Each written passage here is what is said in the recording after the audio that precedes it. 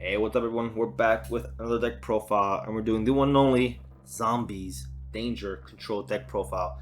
One of my favorite, if not favorite, deck of all time. I've been playing this deck for years. I have never ever not played Zombies. Ever since I picked up Yu-Gi-Oh! 3 years ago again, um, I just can't help but always play Zombies. I fucking love Zombies. I think I'll play them to the end of time. I just love the art of Doom King. Love the way they play. Yeah, they get power creep. Yeah, they're never meta, but hey, I just truly love them, as you can tell. Field Center, Matt. I get so much shit dedicated to this deck. But anyways, without further ado, let's get into it. Now, the Danger Engine is a great asset to the deck because it does two big things. Number one, it gives us draw power. The deck struggles to draw cards, right? Zombies by themselves inherently don't draw much cards, so the Danger package allows us an opportunity to draw. Two, it allows us to pitch cards. Zombies love being in the graveyard, so being able to pitch cards to the grave with normal decks might be like, oh crap, I need my resources. Zombies like, yeah, send Doom King to the graveyard, send Banshee to the graveyard, send Mizuki to the graveyard, right? All great advantages of the deck. So Dangers are definitely a great package to add into it. There are two restrictions that kind of conflict with the deck. We'll get with that later on, but overall, still worth it. This is my favorite way to play pure zombie world, without any like of the punk or Eldritch, right, or stuff like that. Great ways to play them, more competitive versions, but this is a more casual, more fun, more pure version. So without further ado, let's go ahead and get into it. And actually, before we do that, if you're interested in this map, link is in the description down below. So check it out if you're interested. If not, ain't no biggie. Enjoy the show. So first thing we do is we start with two Doom Kings, right? Don't play three. Three is bricky, and you don't want to play one because if he's in your hand and you pitch it, it's still good to go. And two, this is going to be the problematic card that your opponent ends up banishing later down the road, right? A lot of cards banish nowadays. If you only play one and this gets banished, you're so screwed. You play one in the zombie Eldritch, you play two in pure zombies, like this one right here, all right? So definitely two. Another thing about Doom King, besides his badass art, but when your opponent activates a zombie effect, right, which zombie world makes everyone a zombie, you do not have to choose which of his effects to activate. So when your opponent chains a card, right, when your opponent activates a monster effect and you chain Baller Drop, you don't have to reveal to your opponent, I'm going to negate the effect or non-target banish. Unless you're resolving, don't let your opponent know, oh, I'm actually going to negate that effect. Don't do it because it may dictate what they do.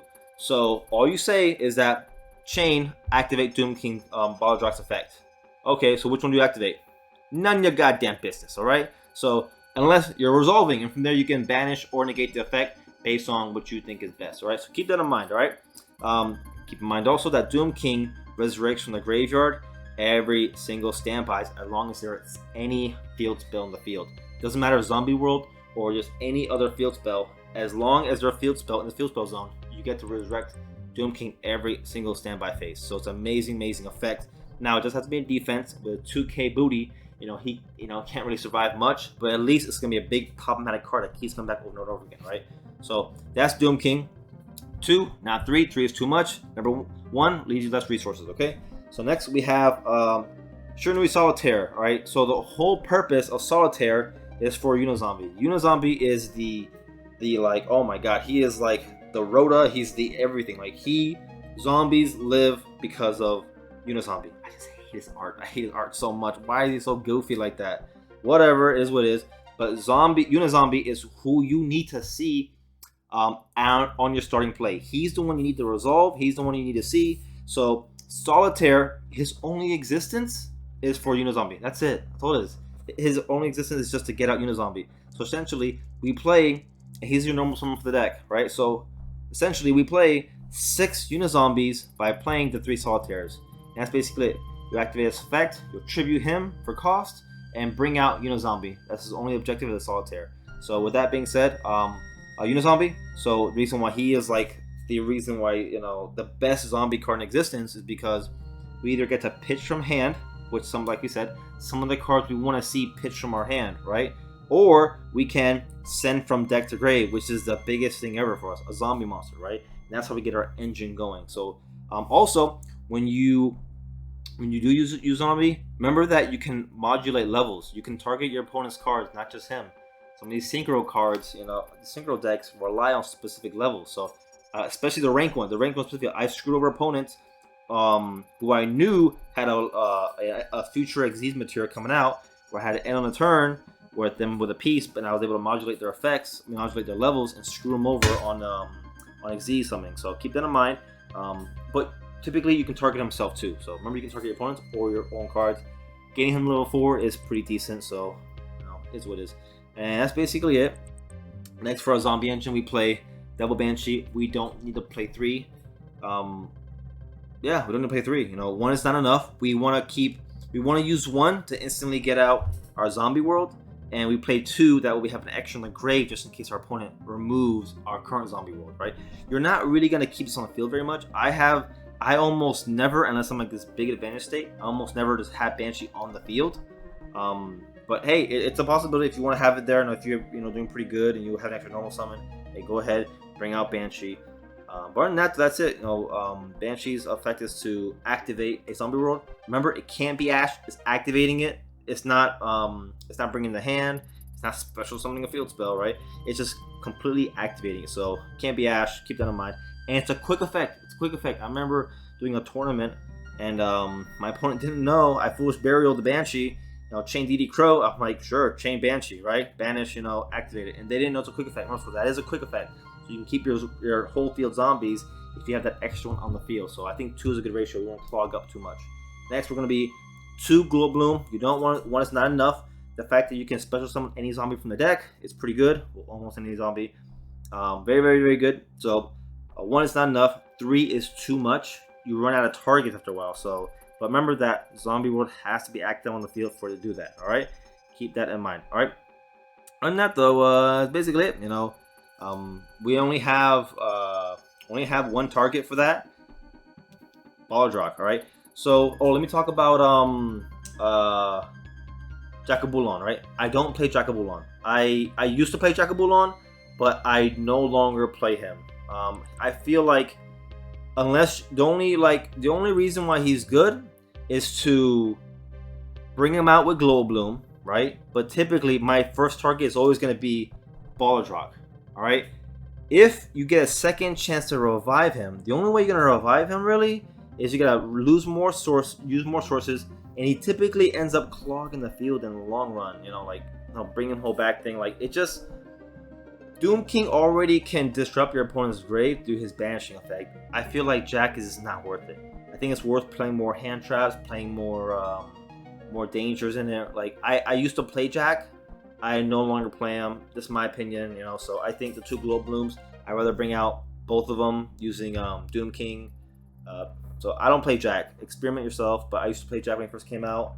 I stopped since then. Like, he's useless if you don't have Zombie World on the field, because you constantly banish your sources, doesn't do much, right? And yeah, I just don't play anymore. So next and last zombie, notice how I said last, is Mizuki. Play double Mizuki. That's right, I do not play Gozuki. I don't play Gozuki. Gozuki is only good for one reason: the foolish burial effect on normal summon. That's it. But the thing is that I already play 6 Unizombies. Like, I already played 3 Solitaires, and I played 3 Unizombies, right? So odds are, with the dangers drawing me cards, we do play Pot of Prosperity, so we can dig far as we can if we need to see them. I don't need to play Mizuki. All it is a dead card. Now, the second effect, to special summon a zombie from your hand, you don't really need to do. Like, you don't need to special summon. I mean, yeah, ideally, this would be the best thing to do right here, is to bring out a Balladrock, because Balladrock is a brick in your hand. But with the danger packages and the ability with Glow Bloom, you're not going to really often need to use Gozuki's second effect, a special zombie from your hand. You don't really need to do that. So, my opinion, I think Gozuki is not needed in this version, and I think Mizuki is only worth being at too.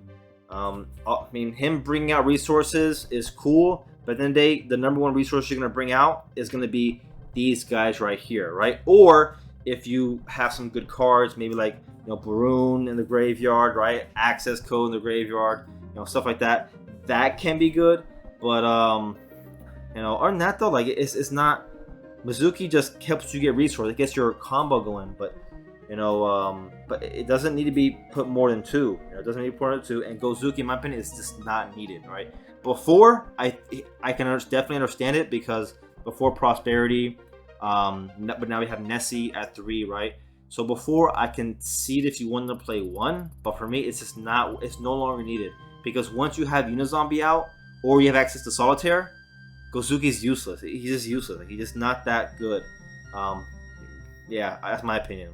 Gozuki's not worth it, and Mizuki at 2. All right, and that's it for the zombies. So this is it for the zombie engine on the Zombie World engine. And next we'll get into dangers. So for the dangers, we play 1 Jackalope, which is at 2 at least. This is going to be just a free card, right? So like I said, the dangers, big advantages because of this card. And also we'll bring them all out. Bring them out. So this is it. This is all I play for the danger package. Now, you could play you could play if you don't have access to Prosperity. What I recommend you doing is playing 1 Polymerization and 2 Thunderbirds. All right. All I play is these 6 because Prosperity helps us out a lot. All right. As you can tell, I'm going to play 2 Poly. This is the 3rd one, but this is what I recommend if you want to go heavier on the dangers and if you don't have access to the Prosperity. All right. So why do we play these? All right. So number 1, Jackalope is a free body in the field. Right. Simple as that. Free body. Right.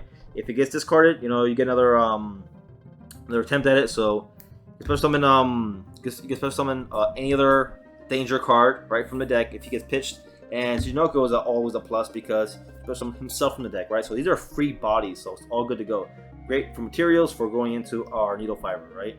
Nessie, now that he's back to 3, now that he's at 3, is very, very good news. I think he's only worth playing at 2 though. I don't want to bulk up too much on the danger engine since at the end of the day we still have to have targets for him, and it can only use like once per turn. So, I mean the effect to at least to draw, right? So I just don't think it's worth. I don't think it's worth more than 2. So this is my ratios. I believe Bigfoot popping a face of card. I think is pretty good. Allows us to go second ish. This is a going first deck, guys. Going first. We need to run that die roll really, really bad, right? Because we can't unfortunately fight through too many negations. 1, if even that. If they hit the right spot, that's it. So this is what I like to do. If you're going second though, definitely worth replacing some cards in there. So now might be a good time to, add in a Thunderbird if you want to put in the extra deck. I mean the side deck if you want, But this is my ratio here. Danger's definitely good. So the 2 conflictions, right? We play the zombie lock, right? Obviously, we need to play. That's for WinCon. When we play the zombie lock, it shuts out our danger engine, right? We can't special summon the dangers because they're not zombies once the zombie lock is engaged. It's another reason why I don't mind going a little bit lighter on the danger package and not going nuts with the additional Thunderbirds and a 3rd Nessie, all right? But it's still nice having overall, all right? So that's the first confliction. Number 2, we play Pot of Prosperity. When you resolve Prosperity, you can't draw a card for the rest of the turn. All right, so remember, use your dangers first and then Prosperity at the end. See what you hit, all right? If you really want to keep that Prosperity, set it and then play the danger game, okay? And that's it. There's only 2 restrictions, but they're still worth, playing at the end of the day. Free beat sticks, right? They're pretty good. Well, this is the only beat stick, right? Thunderbird's 2800, but other than that though, free buys in the field to make our needle fiber, all right? And that's basically it. So this is my danger package. Very, very good for the deck. Next, let's get into our... I gotta reorganize these cards a little bit. Sorry. Actually, that's it. Yeah, so the 3... So we play triple Zombie World, right? Has to be at 3. Since without that card, the deck essentially doesn't work. Like this is the way we win. This is just the way we win. Hold on one second, guys. One second. Yep, perfect. Okay, as I reorganize some cards real quick. All right. Anyways, so this is essentially our win condition. All right. Zombie World. Without Zombie World, the engine doesn't move. Doom King can't really do anything as much. Like he can control the field because of Zombie World, right? The Zombie Lock only can work unless Zombie World is on the field. We have to play both at 3, including Rivalry. I've seen guys play Rivalry at 2, oh no, I don't want to brick with having 2 man. Look, if I end up with a starting hand of Zombie World and 3 Rivalry, yeah, that's not the way I want to start. But guess what? What's your opponent gonna do with a zombie lock? It screws them over so much more than you. So, and you just really need to see this lock. You have to see it. You really do. This is our win condition of the deck. You know, Doom King can only do so much with only 1 monster effect negation and 1 banishment, and that's just about it. Maybe a super poly set. You know, at most is all we got for disruptions. A lot of these decks can play through them. All right. This zombie lock absolutely says no. You no play Yu-Gi-Oh. We play zombie Yu-Gi-Oh. All right. So it's a huge advantage. Play both at 3. Has to be both at 3. No less, no less. You can play 4 if you want though. All right. So next we have, which is kind of draw power-ish, Foolish Burial. We want to see cards in the grave for sure. So definitely the one. I mean, what else can we say? You know, Foolish Burial are targets, so it's a 1. Let's play that. And 2 second, which is 3 of, are Prosperities. Prosperity, amazing for the deck. We don't rely on extra deck. We don't need it. We like it. We go through it on the first combo. After that, that's it. After the first zombie combo, which I'll show you later, we no longer need the extra deck. So after that, it's just nothing but wins, right? So, and on top of that, we get to choose our targets. I will not play Extravagant. I'd rather play these 3 rather than play the I'd rather play these 3 rather than play Extravagance, because turn 1 I still want to have access to my super poly targets. Well, not turn 1, but I still want to have access to my super poly targets and my Hulky Fibrax combo. Right? It's very big to have Baru now and all that, to bring out Glow Bloom. I still need that engine to be alive, and that's why I don't like the random banishment. I prefer to choose my target. So Prosperity, huge. The biggest weakness of this deck is that it requires Unizombie. Like, we have to have that Unizombie in order to really work very much. Other than that though, relying on everything else, the consistency is tough. So Prosperity definitely helps us out with that, right? And that's basically our draw power, you know? Alright, so next, this is what I call the negate package. This is all based on you. Everything I just showed you is what you should have in the deck. This is everything I believe every zombie player should have in the deck. After this is all on you. This all depends on you, on how you want to, you know, have your Zombie World Danger Control deck, right? So based on the format, based on your locals, based on who you play against, it will determine these next couple cards. So for me, Triple Ash, standard, right? I play double poly. I don't play triple, and the reason being is because we don't really. When it comes to monster removal, Doom King helps out with that, and we also lock the field with monsters. I do like the poly going second, and I do have the third one in the side deck to go second, but it's just not really all that much needed. Like we can remove monsters or stop monsters pretty easily. Our problem is back row. Like this deck suffers against back row. So if I do see the poly, cool. You know, Zombie World allows, you know, for those who don't know, I don't know who like watching my video. I don't know if it's like brand new zombie players or it's gonna be like, you know, guys looking for ideas, but I guess I'll explain it. Those of you guys know, Zombie World makes every single monster in the field zombies, right? And we have a target in our extra deck that requires 2 zombies. So it essentially makes any 2 cards on the field a target for Super Poly. So that's why these 3 are such an amazing combination for the deck, right? We always have 2 targets, so we can use our opponent's 2 monsters as Super Poly targets to fusion them away to make this guy right here. Remember something. Keep in mind, for some dumb reason, right? I hate it. For some dumb reason, Nether Soul Dragon is a dragon. He's not a zombie. Despite him, you know, with the Necro in his name, right?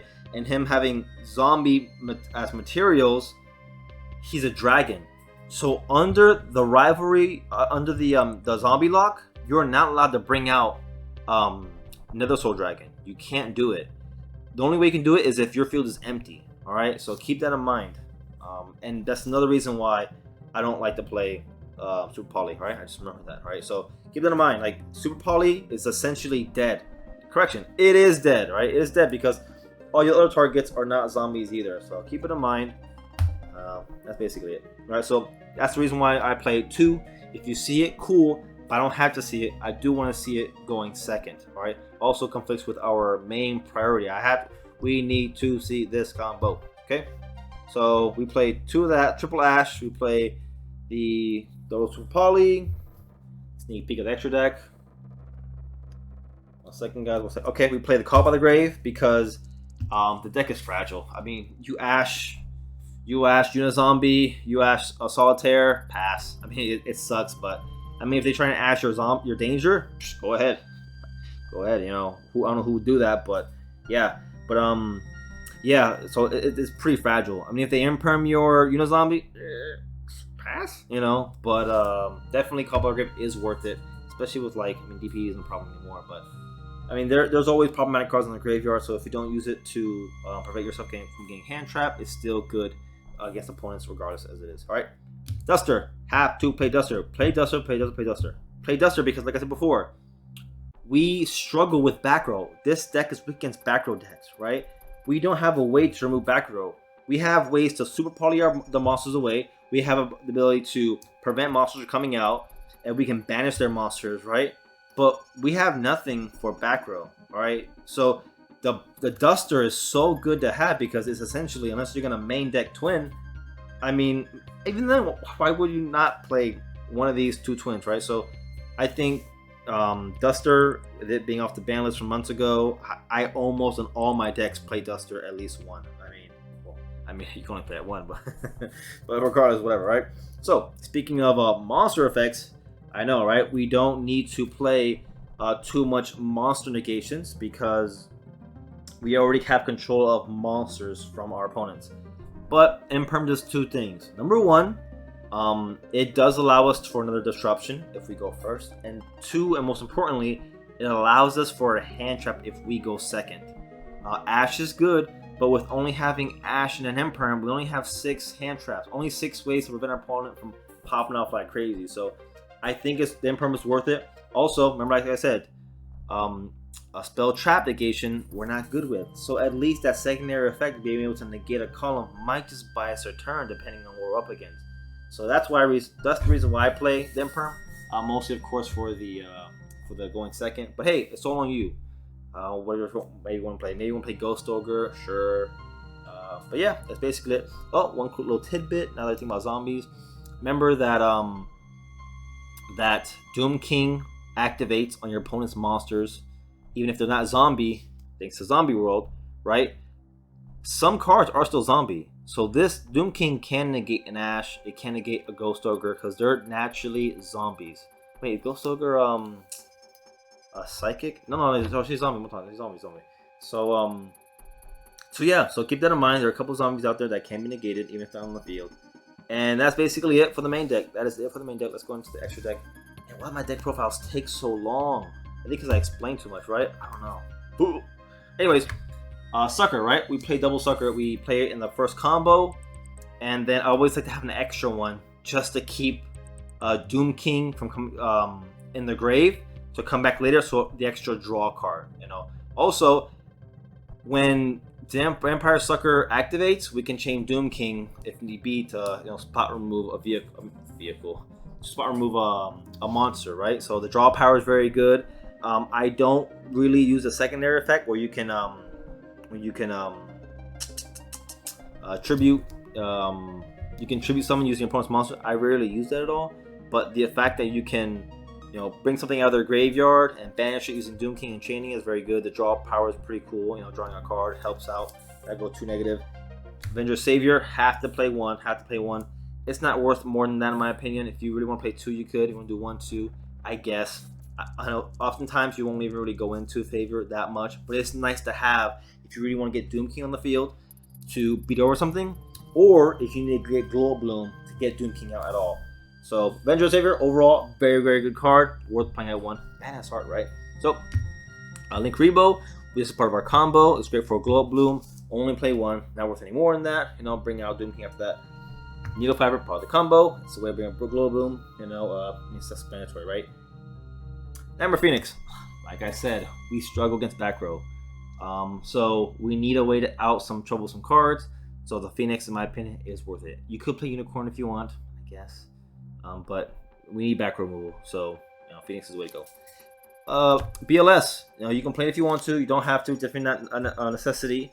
It's typically something I banish from Prosperity, but it's nice to have because Doom King is a target for it, and BLS is a very good card, very easy to bring out. We don't typically spam a lot of the same cards a lot, so it's pretty easy to make. 3K Beat Stick, only getting bigger from that, so pretty good. Next we play Code Talker, another card I will banish typically because we don't really swarm the field. We can. The dangers help out bring out bodies, but keep in mind that cards like these are locked away. If we have our zombie lock, it's still worth it. It screws our opponent way more than us. But as Code Talker, just no TK button, so definitely worth having. The Synchron, part of our combo. We swap him out for the Varun and the honorary zombie card, right? Omega. So Omega is such a great card, always worth playing. I've never had a deck where I did not play Omega. Being able to recycle our graveyard, our banishment to the graveyard to be able to recycle using later, right? Whether it be Mizuki, whether our opponent banishes Doom King, right? Amazing card. So Omega, definitely 100% worth it. Having it, pay 1. And Barun, right? Barun, we always had a way to make level 10. So typically, if you can't afford Barun, you don't have one, or don't want to play him for some reason, Shiranui Sun Saga is a big 3500k beat stick that can pop a card, so that could do too. But now with Barun, an Omni Negate, 100% way worth it. So yeah, use that. Barun's way to go. And next, our Super Poly targets are gonna be these guys right here. So another Soul Dragon. Remember, nobody here is zombies. So the zombie lock, none of these are active. Super Polys are dead. These are just generic Super Poly targets, right? You use zombies, so these are always active. These can be good, right? The Venom Fusion is pretty good, right? Darks are always good decks. And then, our generic Blood Dragon in the Swamp. And that's basically it. You can always and you can do Predator Plant, right? A lot of people like Predator Plant if you want to. And that's all I got. That's all I got for you guys. Thanks for watching. If you watched the whole thing, got any questions or suggestions or comments, if you think there was another card I probably should play at 2, 3, remove, play instead, hey, feel free. Let's all share our opinions on the deck. This is just the way I play it. And other than that, though, that's all I got for you guys. Take care. Hope you guys liked the deck profile. Peace. Alright guys, time for our combo. Alright, so start off. Let's just say we have, this can be either Unizombie or it could be Shiranui Solitaire. Normal summon our Unizombie or Solitaire, in this case Solitaire. Activate effect, distribute itself, bring out Unizombie. Unizombi's first effect that pitch from our hand. It's all going to depend on how our hand looks like, right? If we have either one of these 3 cards, we need to get them either in the grave or we need to get them out of our hand. So the Danger Engine is good because we can get an extra body in the field. We need to find a way to get our Needle Fiber going. So dangers can be helpful. In this case, let's just say all I have in my hand was this and this. Well, guess what? I can pitch this, bring him out, and then now I have my materials for my link materials for Needle Fiber. All right. On the other hand, if let's say I don't have it in my hand, we'll continue with a normal route. But we need these two to be part of this cycle if we don't have access to dangers. Okay. So let's just say Mizuki's in my hand and Banshee's in the deck, right? So activate the first effect, pitch this from hand, right? And then next effect gonna be to Foolish Burial. Foolish Burial is the Banshee. Banshee needs to be in the graveyard, has to be part of the turn, right? Has to be part of this combo, all right? So your hand will dictate, right? After we use both effects, right, we can banish the Mizuki, all right? Bring out the Banshee or the Solitaire, all right? Now we have a tuner and non-tuner. We can link these away. Or Needle Fiber. Activate Needle Fiber, bring out a tuner. Remember, it doesn't have to be the link point, it can be anywhere. So bring out a tuner, we have level 1. We can now link Rebo it away. Activate the effect, you can banish it. Chain Banshee, remember that Glow Bloom is only going to bring out a zombie if Zombie World is on the field, right? So when we activate, we chain Banshee, that way when it resolves, Zombie World is active. Glow Bloom says, hey, is Zombie World there? Yep, it's good to go. Alright, fine. Special from deck. Sounds good. Bring out Baller Drock. Alright, he won't be on the field very long because right afterwards we link these two away. We keep Needle Fiber there. Alright? Bring out Sucker. Alright? And then we pass. That's it. Then the turn.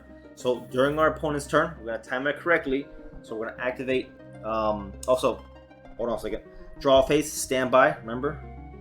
Bring out Baller Drock. right? So ball dart comes out.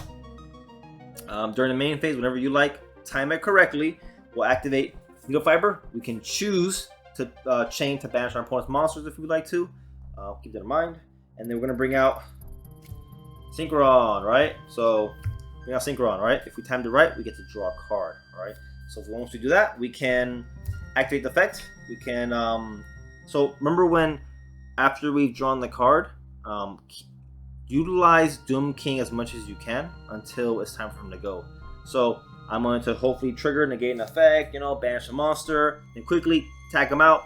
Use a Formula Synchron's effect to synchro summon using himself and using Balladrock. Remember that we drew a card too, by the way, during the standby phase. And then we're going to Baroon, right? 2 and 10, 2 and 8 equals 10, and then bam, now we have an Omni Negate. Very, very cool. 3k piece it with an Omni Negate, and that's our combo, all right? And that's basically it. Doom King will come back next standby phase, and from there, and that's how we have what 1, 2, and then three interruptions, right? So pretty good, you know, not bad for a casual deck. And that's all I got for you guys. Hope you guys enjoyed, and peace.